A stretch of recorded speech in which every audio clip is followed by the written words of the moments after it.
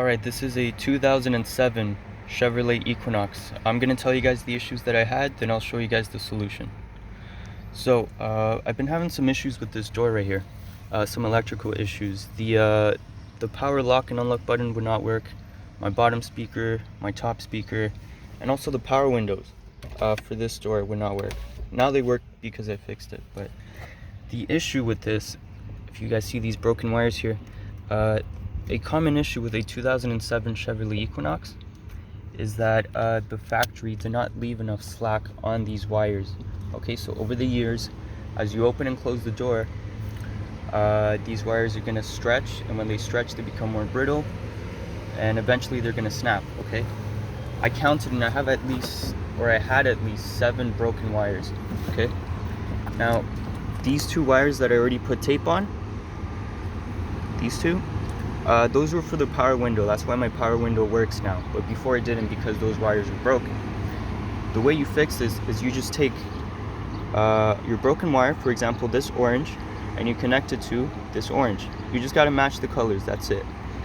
Now the way I connected it, actually before I tell you guys, I'll tell you guys how to remove this. So this is just a flexible rubber cover that's put on this to protect it from water and debris. It just has a lip all around the circumference here, and it goes here. You guys just got to put your fingers in there and squeeze carefully all around the circumference of this until you take it out. I also went ahead and cut it so I could just get it out of the way so I can work on these wires, and then after I'm done this project I'm going to put this back in so that it protects the wires. Now the way I connected these wires, okay, I use this thing. It's called, if it can focus,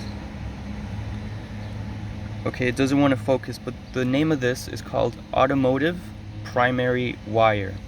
Okay, now I used 14 gauge. For those of you that don't know, gauge is pretty much just the thickness of the wire. You want to use something that's thicker or the same size as these wires.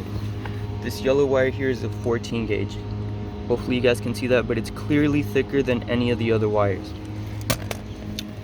What you don't want to use is connect those wires using a thinner wire. Okay, you either want to use the same thickness of the wires that you're connecting or thicker. Never go thinner, because you're going to create resistance and there's not going to be enough electricity flow in between the wires. Now I happen to have a yellow automotive primary wire. The color is not important. The color is just there so it's easier for you to differentiate between the colors. The important thing is you got to get something that, for example, is 14 gauge. Okay, something that's thicker than those wires. Again, this is automotive primary wire. I'm not an electrical engineer. I'm not a mechanic. I don't know if this is the correct wire to use, but it's the wire that I used and it seemed to work for me. And